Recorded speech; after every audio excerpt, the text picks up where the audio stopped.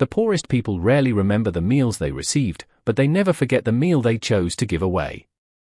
I was 7 years old the night everything changed, though back then I thought it had started with a hamburger.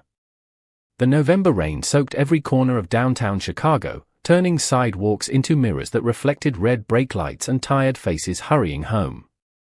My sneakers squished with every step as Mom squeezed my hand a little tighter beneath the flickering glow of an old bus stop sign. Emily Carter had worked 2 shifts that day, first cleaning offices before sunrise, then waiting tables until almost 9 at night, yet she still smiled whenever she looked at me, even if I was old enough to notice that tired smiles looked different from happy ones. We had exactly $12 left until Friday, and payday still felt 1,000 miles away. Mom counted every dollar twice before walking into the convenience store. She came back carrying only 1 hamburger wrapped in thin paper and a small cup of water. She apologized before I even opened it. "I'm sorry, Noah. We'll have pancakes tomorrow, okay?" I nodded because she always felt worse than I did whenever money ran out. The hamburger smelled amazing. Warm bread, grilled beef, melted cheese. My stomach growled so loudly that Mom laughed for the first time all evening. I took 1 bite, then another, trying to make each one last. That's when someone sat down on the other end of the bench. He wore a charcoal wool coat despite the rain, his dark hair damp around the edges, expensive leather shoes splashed with muddy water as if he'd walked farther than someone dressed like him ever should. He looked to be in his mid-30s, broad shoulders, calm green eyes, and a face that somehow seemed both exhausted and impossible to read. There was nothing flashy about him except the watch beneath his sleeve, which caught the streetlight for a split second before disappearing again. He stared across the empty parking lot instead of at us, almost like he wanted the whole world to forget he existed. Mom noticed him but quietly pulled me a little closer, the way every parent does around strangers. Then, something happened that only a child would notice. His stomach growled. It wasn't loud. It wasn't dramatic. Just one small sound swallowed by the rain. I looked down at the half hamburger in my hands. Then back at him. He hadn't asked for food. He hadn't even looked at mine. He simply kept watching the rain fall like a man carrying something heavier than the weather. I slid off the bench and walked toward him before Mom could stop me. "Excuse me, sir." He looked up slowly, surprised that anyone had spoken to him. I held out the remaining half of my hamburger with both hands. "You look hungry." For a second, he didn't move. His eyes settled on the food, then on my face, almost searching for a joke that wasn't there. Finally, he accepted it with careful hands, as though I had offered him something priceless instead of half a fast food dinner. "Are you sure?" he asked quietly. I smiled. Mom says food tastes better when nobody eats alone. He looked past me toward my mother, who gave an embarrassed little nod. The stranger smiled for the first time, but it wasn't the kind of smile rich people wore in commercials. It looked unfamiliar, like he hadn't practiced it in years. "Thank you, Noah," he said. I blinked. I had never told him my name. Before I could ask how he knew it, black SUVs rolled silently into the parking lot one after another, headlights cutting through the rain. Men in tailored suits stepped out, stopping several feet away as if invisible rules kept them from getting any closer. One of them lowered his head respectfully. "Boss," he said. Mom's fingers tightened around my shoulder. I looked back at the man holding my last hamburger, and for the first time, I realized that sometimes the most dangerous-looking stories begin with the kindest decisions. I barely slept that night because I could not stop thinking about the way those men had called the stranger boss. Mom tried to convince me that he was probably just the owner of a company, someone important with a lot of employees, but even at 7 years old I knew there had been something different about him. Important people did not make grown men stand in the rain until they were invited closer. Important people did not thank a little boy for half of a hamburger as if they had just been handed a treasure. The next morning our tiny apartment felt colder than usual. The old heater rattled for a few minutes before giving up again, and Mom wrapped another blanket around my shoulders while she searched every kitchen cabinet for something we could eat before school.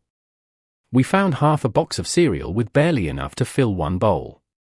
Mom smiled anyway and said she had already eaten at work, but I knew she was pretending because she always looked away when she lied about food. After dropping me off at school, she hurried to the diner where she worked the lunch shift, hoping another customer might leave a decent tip. The day crawled by until my teacher called me into the hallway just before dismissal. A woman wearing a navy business suit stood beside the principal with a warm smile and a leather folder tucked beneath her arm. She introduced herself as someone from the Carter Family Educational Foundation. I had never heard of it, but she somehow knew my name, my classroom, and even the science fair project I had been building out of recycled cardboard. She handed the principal an envelope and quietly explained that a generous donor had created a scholarship to cover my school lunches, books, field trips, and future educational expenses. Everyone kept asking who the donor was, but she politely replied that he preferred to remain anonymous. When Mom arrived to pick me up, she looked even more confused than I felt. She thanked the woman over and over again, insisting there had to be some mistake. The woman simply smiled before saying, "Sometimes kindness finds its way home." As we walked back toward our apartment building, Mom froze halfway across the sidewalk. A moving truck sat in front of our building, but nobody was moving out. 2 delivery workers were carefully carrying brand new appliances through our front door. Our landlord, Mr. Jenkins, spotted us and hurried over wearing the friendliest smile I had ever seen on his face. He congratulated Mom as though they had been close friends for years. He explained that 6 months of rent had already been paid in advance and that someone had also covered the cost of replacing the broken refrigerator and the failing heater. Mom's expression shifted from confusion to worry. "Who paid for this?" she asked. Mr. Jenkins shrugged. "The gentleman requested privacy. He only asked that everything be installed before you came home." Inside the apartment, fresh groceries filled shelves that had been nearly empty the night before. Milk, eggs, fruit, bread, vegetables, even my favorite peanut butter sat neatly organized as though someone had memorized every small thing we had ever needed. Mom slowly lowered herself into one of the kitchen chairs, tears gathering in her eyes, not from fear but from disbelief. I walked to the refrigerator and found a small white envelope resting against the carton of milk. There was no signature inside. Only a single handwritten sentence. "The world becomes better every time a child chooses compassion over hunger." I looked up at Mom without saying a word because deep inside, we were both thinking about the same man sitting alone in the rain, quietly eating half of a little boy's last hamburger. For the next week, life almost felt normal, which made everything even stranger. Mom kept expecting someone to knock on our door asking for the money back or explaining that a terrible mistake had been made, but nobody ever came. Every morning the refrigerator was still full. Every evening the heater filled our apartment with warmth instead of silence. I had forgotten what it felt like to wake up without seeing my breath in my own bedroom. At school, my teachers smiled more often because I no longer skipped field trips or worried about lunch money. Mom smiled too, although I noticed she checked over her shoulder more than she used to whenever we walked home. Gratitude and uncertainty had somehow become neighbors inside her heart. One Saturday afternoon, she decided we could not simply accept such enormous generosity without at least trying to thank the mysterious donor. The only clue we had was the memory of the rainy night and the black sport utility vehicles. We returned to the same convenience store where everything had begun. The cashier immediately recognized us. He smiled at me before glancing toward Mom. "You are looking for the gentleman, are you not?" Mom hesitated before quietly admitting that we were. The cashier looked around as though making sure nobody else was listening. "He comes here sometimes. Never at the same hour. Always alone. Always buys coffee for the overnight staff. He sits on that same bench when he wants to think." Mom thanked him, but before we could leave, an older man sweeping the sidewalk pointed toward the street. "You are a little late." We turned just in time to see 3 identical black sport utility vehicles pull away from the curb. I caught only a brief glimpse through one tinted window. Green eyes. Calm. Thoughtful. Watching us for just a second before the vehicles disappeared into traffic. It was him, I whispered. Mom did not answer. She only squeezed my hand as though she had seen something that made even less sense than I had. A few days later, another surprise arrived. My school announced a new after-school science program funded by an anonymous benefactor. Every student could join for free, but my teacher quietly admitted the donor had personally requested that I be invited first. That afternoon, while everyone else rushed outside, I stayed behind building a small bridge from wooden craft sticks. I loved figuring out how things fit together. As I packed my backpack, I noticed a familiar black sedan parked across the street. It was not one of the large sport utility vehicles, but the man stepping out looked exactly like one of the men who had stood in the rain that night. He never crossed the street. He never spoke to me. He simply watched until he saw Mom arrive, then nodded once into a small earpiece before driving away. I told Mom what I had seen, but she only became quieter. That evening, after I had gone to bed, I overheard her speaking softly on the phone with her best friend. I do not know whether I should feel grateful or afraid, she admitted. Whoever this man is, he knows everything about us, yet he has never asked for anything in return. I lay awake staring at the ceiling, remembering the stranger's smile as he accepted half of my hamburger. It had not been the smile of someone collecting a debt. It had been the smile of someone remembering what kindness felt like. Somewhere across the city, Ethan Romano sat alone inside the top floor of a glass tower overlooking millions of lights. Reports, contracts, and business meetings covered the long table before him, yet his attention rested on a simple paper wrapper he had carefully folded and placed inside the drawer of his desk. It still carried the faint scent of grilled bread, and for reasons even he could not explain, it had become the most valuable thing he owned. The questions inside Mom only grew louder after that. Every act of kindness that quietly appeared in our lives seemed to leave behind another mystery instead of an answer. She stopped believing in coincidence somewhere between the repaired heater and my science scholarship. One Tuesday afternoon, after finishing her shift at the diner, she made a decision that surprised even herself. Instead of taking the bus home, she walked back to the convenience store where everything had begun. I walked beside her carrying my backpack, watching every black vehicle that passed as if one of them might contain the man whose smile I could still remember. The same cashier greeted us with a knowing expression before pouring a cup of coffee that nobody had ordered.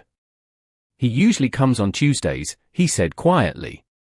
Not every week. Only when he needs to think. We thanked him and waited. 10 minutes passed. Then 20. The rain never came this time. Instead, golden afternoon sunlight stretched across the empty parking lot, making everything feel strangely peaceful. Just as Mom finally stood to leave, a familiar black sport utility vehicle rolled silently into the lot. 2 more followed behind it with perfect spacing. They parked without a sound.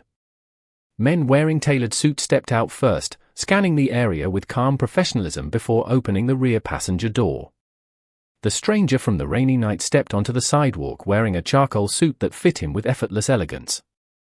His dark hair was neatly combed, and the expensive watch beneath his cuff flashed briefly beneath the afternoon sun.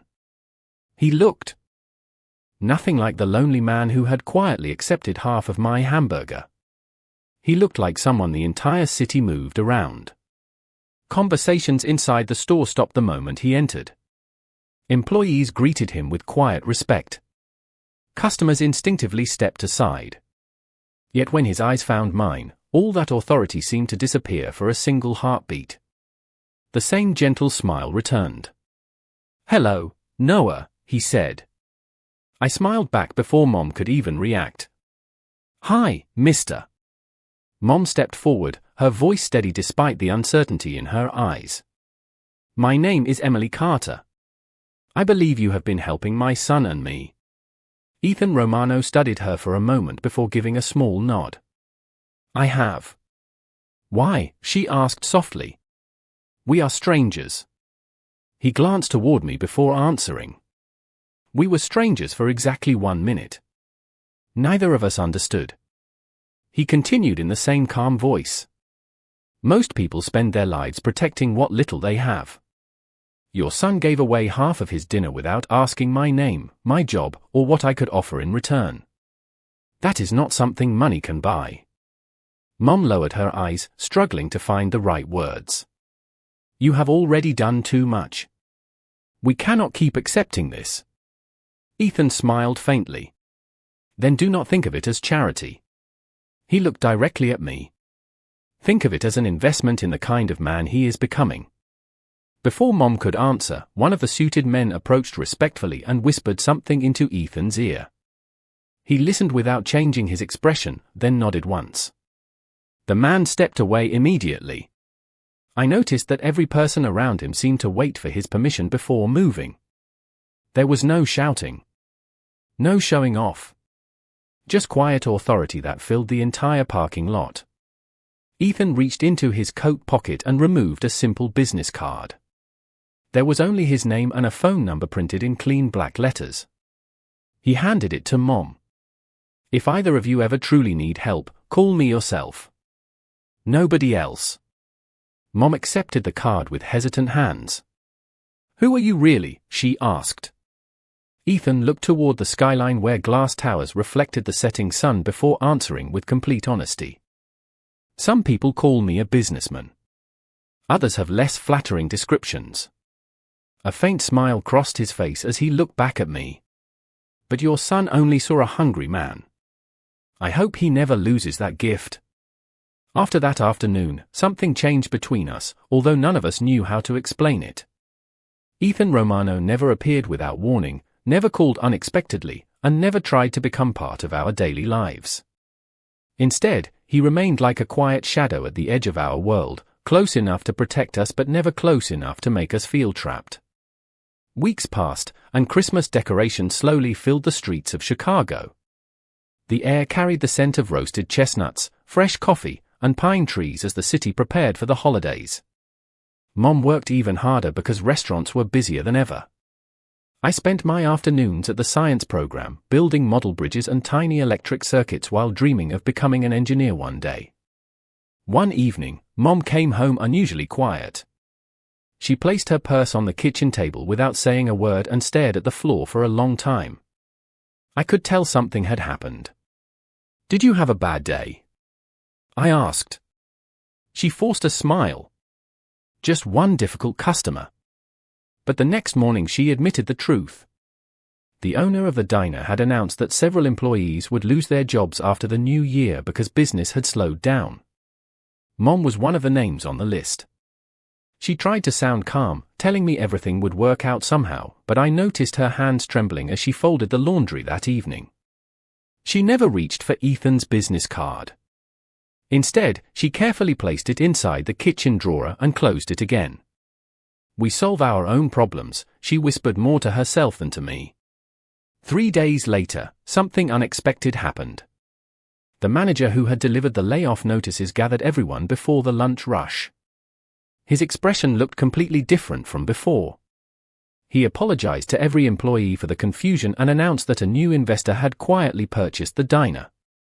Not only would nobody lose their job, but every worker would receive better health, benefits, paid vacation, and a raise beginning the following month. The employees burst into applause while Mom stood frozen beside the coffee machine. Who bought the restaurant? Someone asked. The manager simply shook his head. The owner prefers to remain anonymous. That evening, Mom drove straight to the glass office tower whose address she had quietly searched after meeting Ethan. The building stretched into the winter sky, its polished windows reflecting the lights of the city like sheets of silver. Men in dark tailored suits greeted her politely in the lobby as though they had been expecting her. One of them escorted her to the top floor without asking a single question. When the elevator doors opened, she found Ethan standing alone beside a floor-to-ceiling window overlooking Chicago. He had removed his suit jacket and rolled up his sleeves, studying the city below with a thoughtful expression. Without turning around, he said softly, "I wondered how long it would take before you came." Mom walked closer, holding his business card in her hand. "Did you buy the diner?" she asked. Ethan finally faced her. There was no pride in his expression. No desire for praise. Only quiet honesty. Yes. Why would you do that? She asked. Because hard-working people should not lose their job simply because someone else made poor decisions. Mom looked at him carefully. You keep changing our lives without asking what we want. Ethan nodded slowly. Then tell me what you want, Emily. She answered without hesitation. I want my son to believe that kindness does not always come with a price. For the first time since they had met, Ethan looked genuinely affected. His eyes softened as though her words had reached a place inside him that very few people had ever seen. After several quiet seconds, he gave a small smile.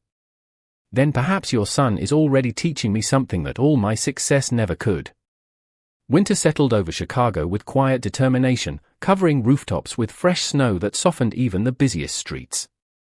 Life found a gentle rhythm neither Mom nor I had expected. She continued working at the diner, now surrounded by co-workers who laughed. More often because they no longer feared losing their jobs.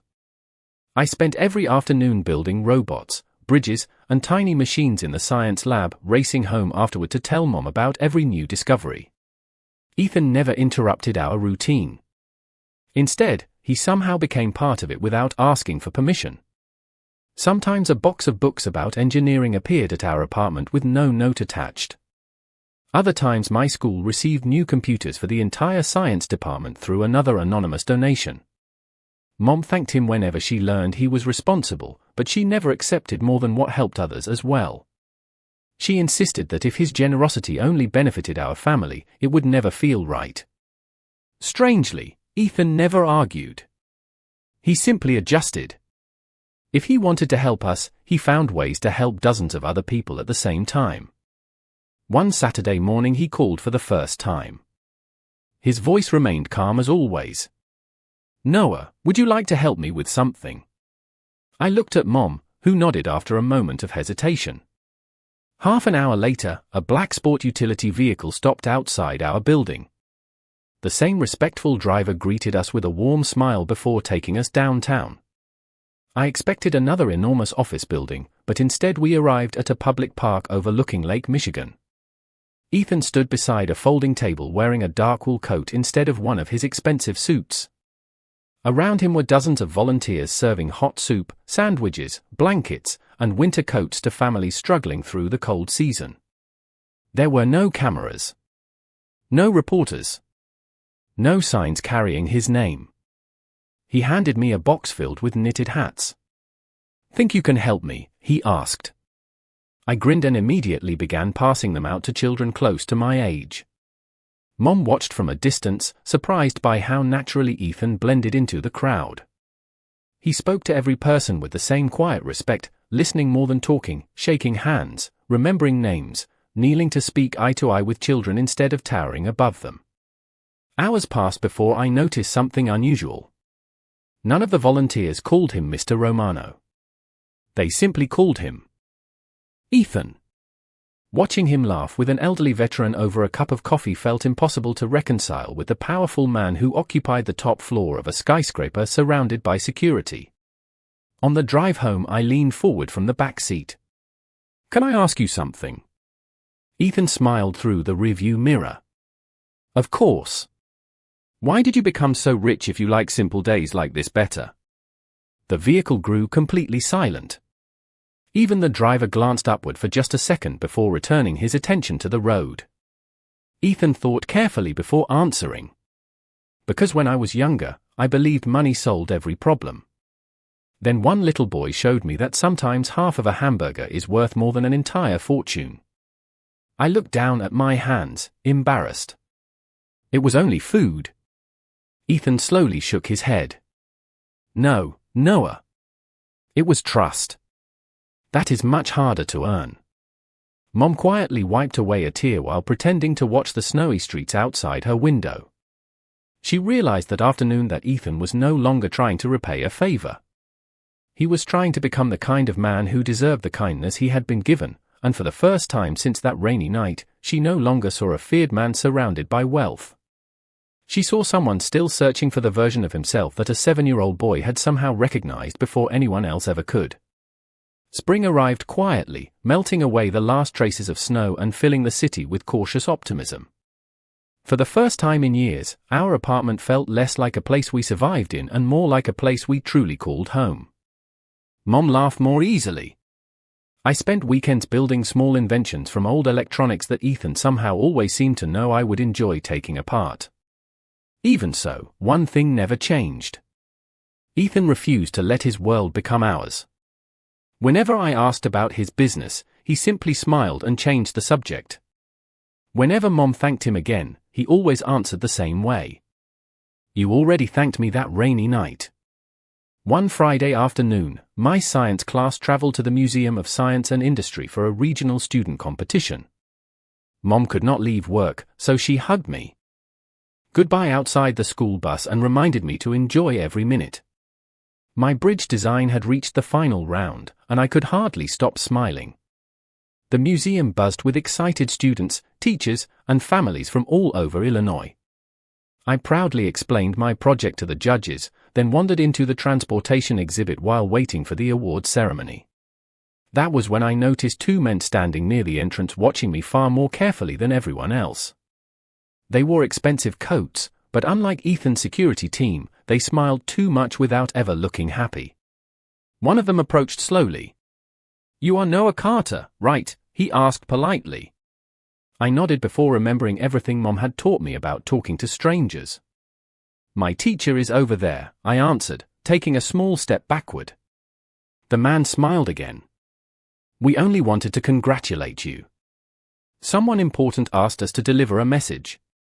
Before he could say another word, another familiar voice interrupted from behind. "That will not be necessary." I turned and saw one of Ethan's trusted drivers calmly walking toward us. He did not raise his voice or make a scene. He simply stepped beside me and placed a reassuring hand on my shoulder. The two strangers exchanged quick glances before quietly walking away into the crowd without another word. My driver smiled gently. "Your mother asked us to make sure you got home safely after the competition." I believed him, but something about the timing felt too perfect. That evening, Mom received an unexpected phone call. She listened silently for nearly a minute before thanking the caller and hanging up. Her face had turned pale. "What happened?" I asked. She knelt beside me and brushed my hair away from my forehead. "Someone from Ethan's office called. They asked whether anything unusual happened today." I told her about the two men at the museum. She closed her eyes for a moment before taking a slow breath. "I think it is time we talk to Ethan." An hour later we stood once again inside the quiet office overlooking the city lights. Ethan listened without interrupting as Mom explained everything. When she finished, he walked to the window and remained silent for several long seconds. Finally he spoke. "There are people who do not understand why I choose compassion over pride. They pay attention whenever my routine changes." Mom's expression filled with concern. "Are we in danger because of me?" Ethan turned around immediately and shook his head. "No. You are under my protection because of Noah's kindness, not because of my world." I looked up at him. "Did I do something wrong by sharing my hamburger?" His answer came without hesitation. He walked over, rested one hand gently on my shoulder, and looked directly into my eyes. "No, Noah. Never regret choosing kindness. If the world ever punishes kindness, then people like me have the responsibility to stand between that kindness and anything that would try to take it away. That responsibility belongs to me, not to you." The conversation stayed with me long after we left Ethan's office. I replayed his words over and over while staring out the apartment window that night, watching the lights of Chicago shimmer beneath a sky filled with quiet stars. Kindness should never become something people feared. I believed that with all my heart, and somehow Ethan did too. The following weeks passed peacefully. School ended for the summer, and I spent more time helping Mom around the apartment before visiting the community science center that Ethan had recently helped renovate through another anonymous donation. He still refused to put his name on anything. Every scholarship, every repaired playground, every neighborhood project appeared as though the city itself had quietly decided to become a little kinder. One Saturday afternoon Ethan invited us to lunch, but instead of choosing one of the elegant restaurants everyone expected a man like him to enjoy, he drove us to a tiny family-owned hamburger stand tucked beside an old brick baseball field. The paint on the sign had faded years ago, and the picnic tables leaned slightly from age, but the smell of fresh burgers drifting through the warm summer air made the place feel perfect. "This is my favorite restaurant in the city," Ethan admitted with an almost embarrassed smile. Mom looked around, surprised. "I thought someone like you would prefer somewhere much more expensive." Ethan laughed softly. "The best meals are rarely the most expensive ones." We carried our trays outside and sat beneath the shade of a large maple tree. Children chased one another across the nearby playground while families shared fries, milkshakes, and stories. Nobody recognized the man whose business empire stretched across the city. For one quiet afternoon he was simply Ethan. Halfway through lunch a little girl wandered toward our table holding a melting ice cream cone. She looked worried as she searched every face nearby. Before anyone could react, Ethan stood, knelt to her eye level, and gently asked whether she had become separated from her parents. Within minutes he had helped reunite her with her relieved father without drawing attention to himself. As we sat back down, Mom smiled knowingly. "You did not help because anyone was watching." Ethan looked at the playground before answering. "The people who taught me about kindness were never looking for applause either." His eyes settled on me. "Some lessons stay with you forever." After lunch we walked slowly through the park. I noticed several people quietly greeting Ethan with sincere gratitude. A retired teacher thanked him for keeping a neighborhood library open. A young father thanked him for funding new equipment at the children's clinic. Ethan greeted every person by name, asking about their families as though their lives genuinely mattered to him. There was no distance between them despite everything he owned. Watching those conversations, I realized something important. The richest man I had ever met measured wealth very differently now. That evening, as the sun dipped behind the skyline, Mom and Ethan stood together overlooking the lake while I skipped stones across the water.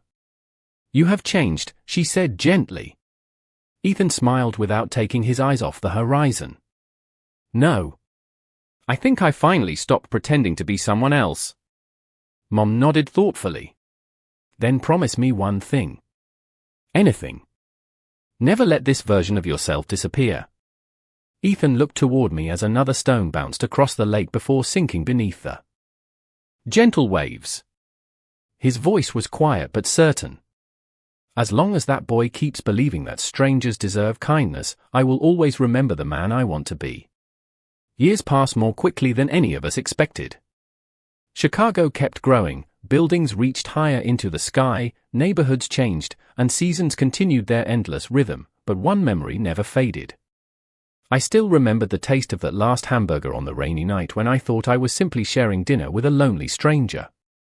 By the time I graduated from high school, I had earned a full engineering scholarship, thanks to years of hard work and opportunities that had once seemed impossible. Mom eventually became the manager of the diner she had almost lost, transforming it into the warmest restaurant in the neighborhood because she insisted every employee deserved the same respect she had once prayed someone would show her. Ethan remained part of our lives, never as someone who demanded attention, but as family in every way that truly mattered. One autumn afternoon, after my first semester of college, I asked him to meet me at a place he had never visited before. The old convenience store had long since disappeared, replaced by a bright little restaurant with large windows and a simple sign above the entrance that read Noah's Kitchen. Mom stood proudly behind the counter while families filled the tables with laughter and conversation. Every Friday evening, any child who could not afford a meal ate there for free. No questions. No paperwork.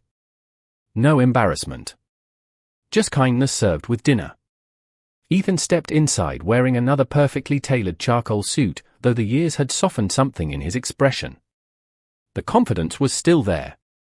The quiet authority had never disappeared. But so had the warmth that almost nobody outside our family ever believed a man like him could possess. He looked around the restaurant before smiling at me. You built something beautiful, he said. I shook my head. We built it. I walked behind the counter, wrapped a fresh hamburger exactly the way I remembered from years before, and carried it back to his table. Then I placed it gently in front of him. This one is on me, I said with a grin. Ethan looked at the wrapped sandwich for several long seconds without touching it. When he finally looked up, his eyes carried the same quiet emotion I had seen on that rainy night. Do you know, he said softly, people have offered me private islands, companies worth billions of dollars, and opportunities that most men spend their entire lives chasing. He carefully unfolded the paper wrapper. But this will always be the most valuable meal I have ever received. Before I could answer, the front door opened again. A little boy wearing worn sneakers stepped inside holding his younger sister's hand. He glanced toward the menu, then quietly counted a handful of coins that were obviously not enough. Without saying a word, I walked over and handed each of them a warm hamburger. Their faces lit up with the same grateful smile I had once worn. They thanked me and hurried to a corner table together.